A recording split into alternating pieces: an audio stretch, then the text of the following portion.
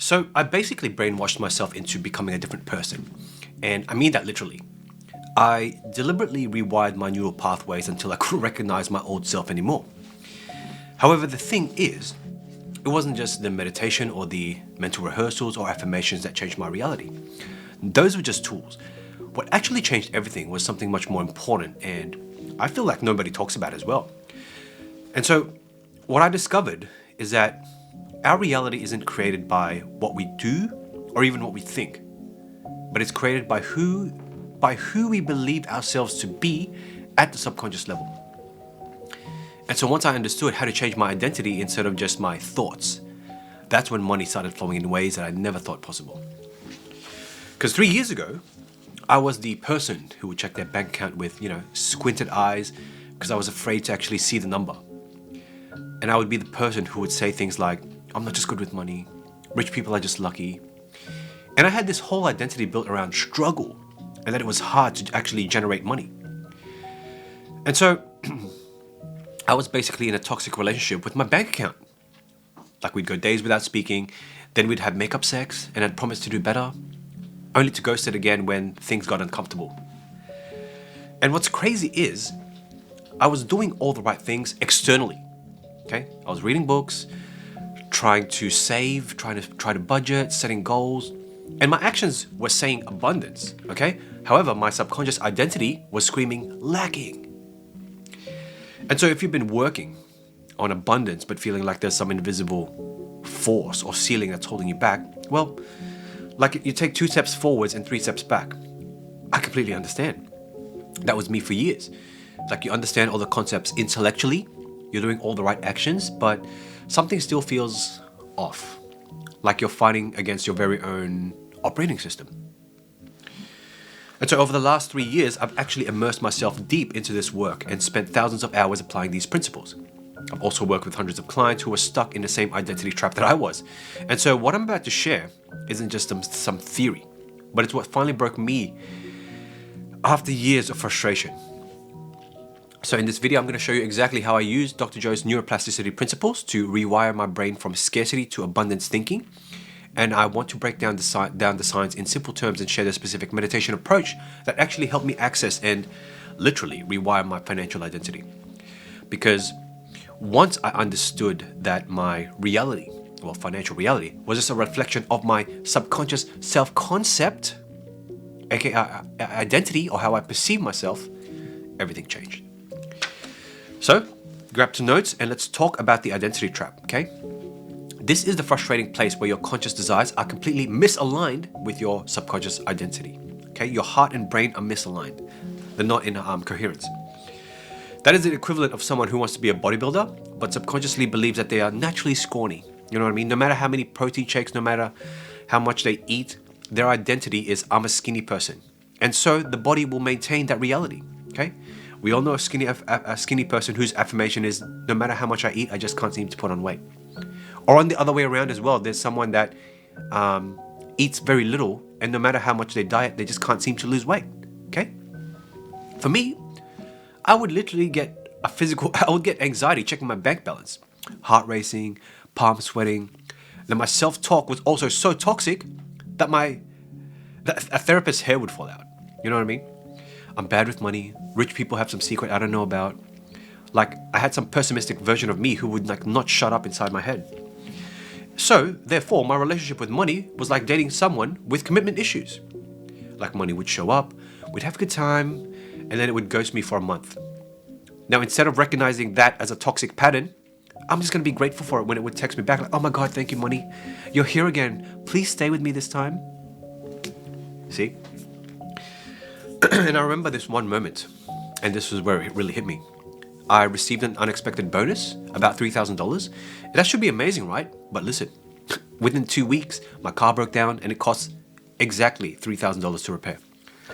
The crazy part about all that is a part of me felt relieved, like, okay, the world makes sense again. I'm back to struggling. Because struggling was familiar. Struggling was my identity. Struggling was who I believed myself to be.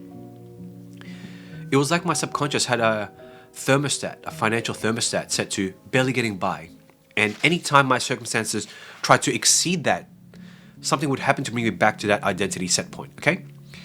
And this pattern kept repeating all throughout my adult life. Which brings me to the second mistake that I was making, which was focusing on changing my thoughts instead of changing my identity. You guilty of doing that?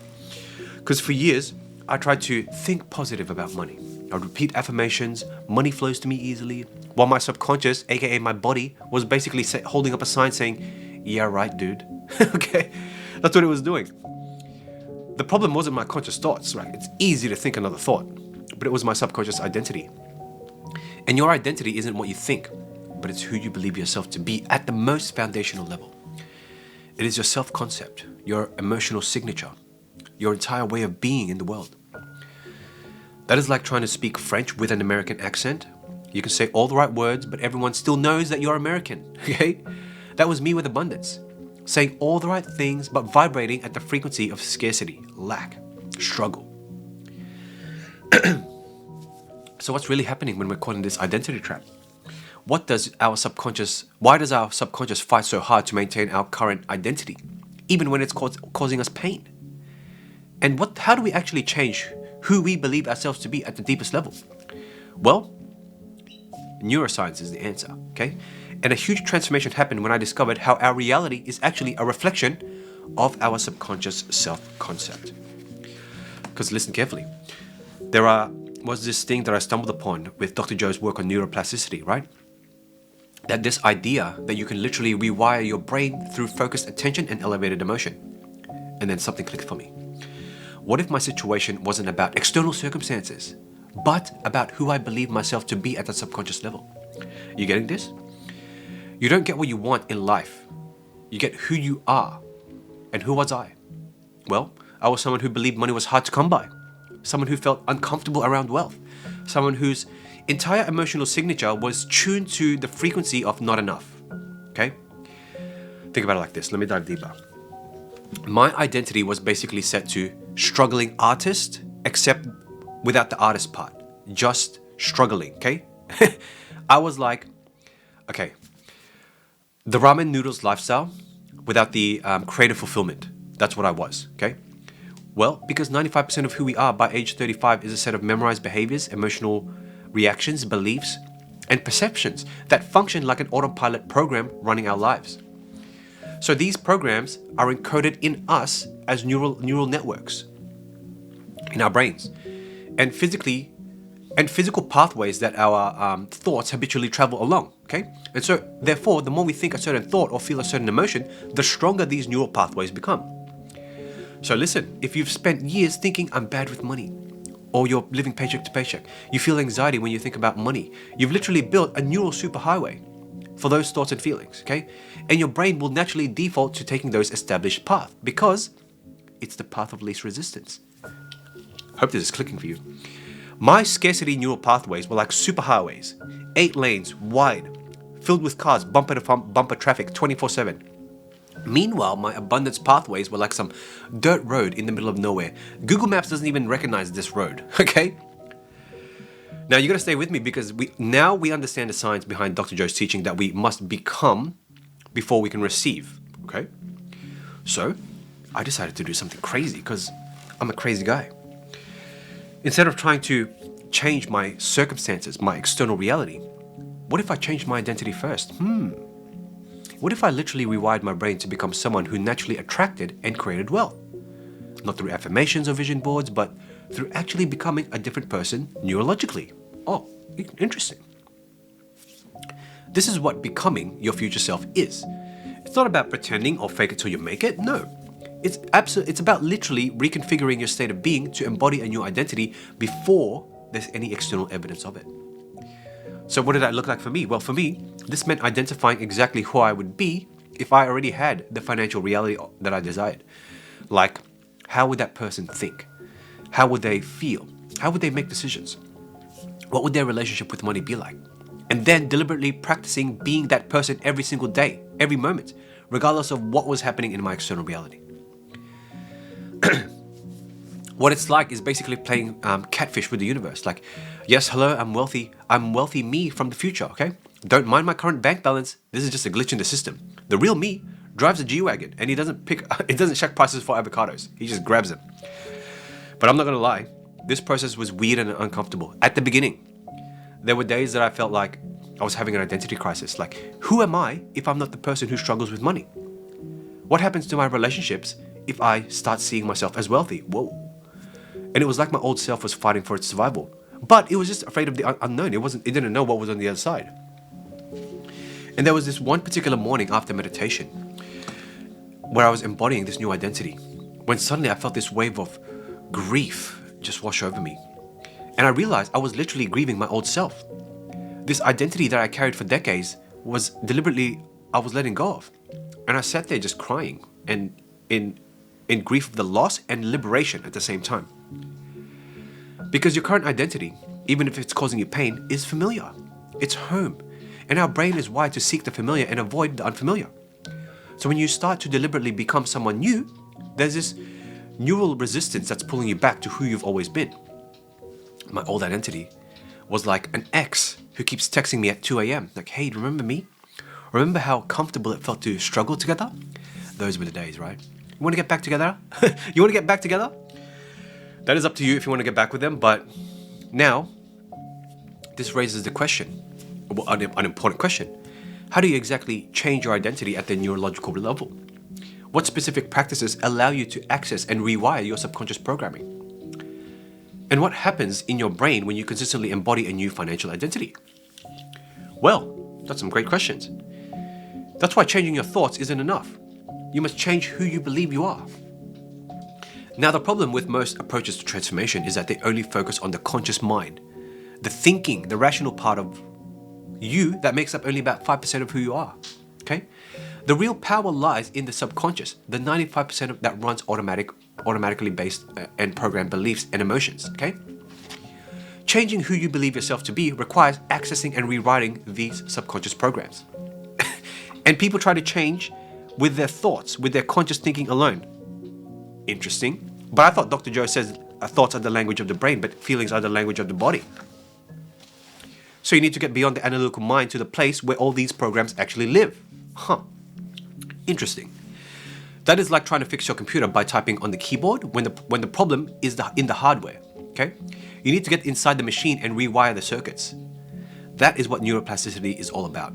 Literally rewiring the neural circuits that encode your identity, our identity. So, my conscious mind was like, okay, we're abundant now. We are wealthy. Yeah. Meanwhile, my subconscious in the back is like, okay, dude, and I'm Beyonce. Keep dreaming. Stop. Now, let's go think about what flavor ramen noodles we're eating this week. See? Misalignment. That is like one of my clients, Tucker. She experienced this firsthand. She came to me after years of trying to change through conscious ways without success. After working on her identity level transformation, through one single activation, she said her relationship with money completely transformed and she doubled her revenue in about 6 weeks. Now listen to this. We weren't even focusing on attracting money. We were focusing on attracting her soulmate. So the difference wasn't that she learned new strategies. The difference was that she changed who believed herself to be at the subconscious level. And then, by law, her external reality shifted to reorganize to match that new identity. And so the next insight was discovering that the meditation approach that actually helped me access and rewire my identity, right? I bet you've been waiting for this. The key is to reach alpha and theta brainwave states to access your subconscious mind. These are states where the conscious analytical mind steps aside, it shuts up, and then it allows you to have direct access to your subconscious. Like a gatekeeper taking a coffee break. Now you have a chance to sneak in and change all the programming, okay? And I had this hilarious moment about 2 months into this practice. I was deep in meditation, embodying my new identity. And my cat literally just annoyed me just then.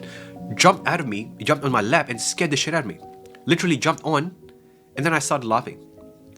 Because in that moment of complete disruption, I had this insight. My old identity would have seen this as proof that I couldn't meditate properly. You know what I mean? That something was always getting in my way. But my new identity just found it funny. It's a small hiccup in life, right? And we think problems are just small hiccups. Think about that. And this small perspective shift showed me something that was actually changing in how I process reality. Because I was responding from a different identity, even with this tiny cat moment, okay? My cat was basically the universe, and it was testing my new identity. Like, oh, you think you're abundant now, huh? Let's see how you handle this surprise cat attack. Okay? Okay, still feeling wealthy, I see. Mr. Meditation Guy. Good job. Anyway, this brings us to probably the most challenging aspect of changing our identity, which is recognizing and releasing the emotional attachments to your old self. Because what happens when your old self starts to fight back? How do you navigate that emotional turbulence that comes with becoming someone new? Well, when I learned how to recognize and release the emotional attachments to my old self, that's when the transformations felt like an overnight thing. Because your current identity isn't just a set of thoughts. No, it's an emotional ecosystem. You have feelings about who you are. You have a comfort in the familiar struggle. You fear about who you'd be without that struggle, or guilt about potentially having more than others. Okay? These emotional attachments are like invisible bungee cords, let's just say that. They keep pulling you back to your old identity. You can move forward for a while through willpower, but eventually those emotional cords will snap you right back to where you started. Okay? 2 steps forward, 3 steps back. For me, this meant identifying and releasing the specific emotions that were keeping me tethered to my old money identity. I was emotionally attached to my financial struggle, or AKA take away financial struggle, I was attached to struggle. That is like a bad Netflix series, right? I knew it wasn't good for me, but I invested so many hours in the seasons already, I needed to see how it ended. Will he ever get financially stable? Let's tune in next week. Spoiler alert, no. So let it fucking go, right? Let it go, let it go. Anyway, let's get serious. The simple daily practice for embodying my new wealthy identity before seeing evidence, okay? Neuroplasticity isn't a one and done process, no. You can't just rewire your brain in a weekend workshop and expect it to stick. Well, you can. Creating lasting change requires consistent repetition until the new neural pathways become the path of least resistance, okay? For me, this looked like a daily practice with 3 key components, so write this down. And this is so easy, but don't let simplicity fool you. First, a morning meditation specifically designed to access the subconscious and encode my new identity through elevated emotion. Secondly, step 2, regular pattern interruption throughout the day after meditation, catching myself when I slip back into my old thinking and identity, and deliberately choosing to respond from my new identity instead. Third, an evening review where I'd recognize and celebrate moments when I successfully embodied my new identity, no matter how small. Okay? Well, what am I doing? I'm basically putting my old identity on a diet while feeding my new identity performance-enhancing drugs, okay? Sorry, broke me, no screen time for you today. Wealthy me gets all the attention, right? He's making all the decisions now. Now here's a coloring book to keep you busy. That's how it should be. But how do you apply this? Okay, I don't want to leave you here empty-handed, so this is my step-by-step guide to rewiring your financial identity. So write this down because it's going to change your life. First, clearly define your current financial identity, or your identity, whatever it is. Who do you believe yourself to be in relation to money? What emotions do you typically feel about money? What stories do you tell yourself? And be brutally honest, because you can't change what you don't acknowledge. Second, design your new financial identity in detail. Who would you be if you already had the money you desire? How would that version of you think? How would they feel about themselves? How would they make decisions? How do they respond to challenges, right? Create a complete profile of this version of you. Third, create a daily meditation practice specifically for encoding this new identity. This is not about visualizing what you want to have, like the money itself. No, it's about embodying who you want to be. Feel the emotions of already being this person. Experience the world through their eyes, okay? Not in third person, in their eyes. And fourth, practice this new being throughout your daily life, regardless of what's happening in your external reality.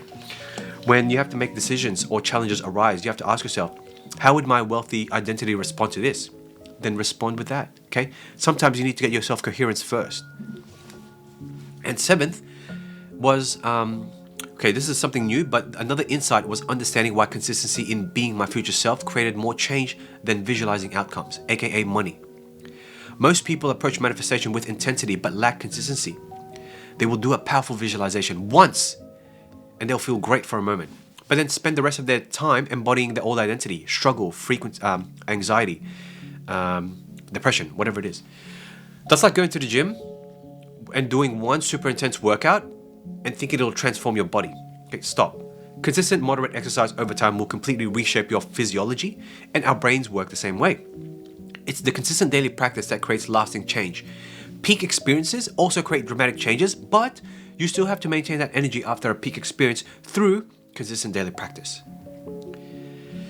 And so, the final insight was witnessing the tangible shifts that occurred when my identity transformation reached critical mass. Okay, listen.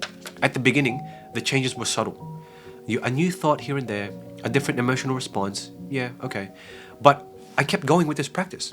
And every single day, rewiring those neural pathways, I was becoming this new version of myself internally before there was any evidence externally. And then around month 5, something shifted. I started making decisions differently. Opportunities began appearing that my old self would have never recognized or taken advantage of. My entire relationship with money transformed from anxiousness to ease. Okay? And it wasn't about the money coming in yet. It wasn't about that. But it was about who I had become. And then, as if by magic, like an overnight success, right? My external reality began reorganizing itself to match my new internal identity. And it was like my brain finally got the memo, like, attention all neural networks. We are now operating under new management, okay? Scarcity has been fired, fuck off. Abundance is the new CEO, okay? Let's change how we do shit around here. And honestly, looking back now, I realized what seemed like brainwashing, excuse the clickbait title, let's rephrase it, is actually brain reconditioning, okay? I was deliberately choosing which neural networks to strengthen and which ones to let go of. And the financial changes that followed weren't magical manifestations. They were the natural result of operating from a completely different identity. And let me tell you, within 8 months of starting this practice, my income doubled within a year. And then towards the end of the year, it had quadrupled. But the most profound change wasn't the money. It was the relationship with money.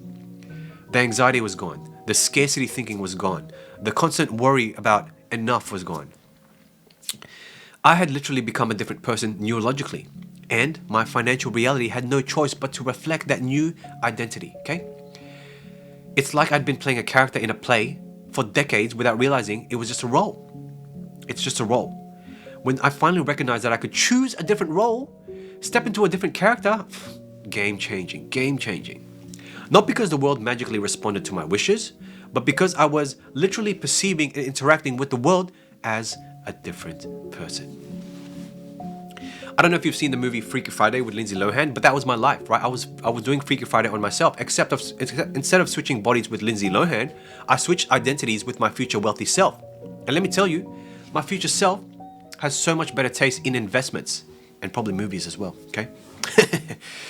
Now, I'm curious, what is your current financial identity like? And be honest. What beliefs about yourself in relation to money are you creating your current reality? And who would you be if you already had the money that you desire? If you need help, my help to brain recondition your millionaire identity, link is in the description. But you gotta remember, your financial reality isn't fixed. It's simply a reflection of who you believe yourself to be. And you can choose to believe something different.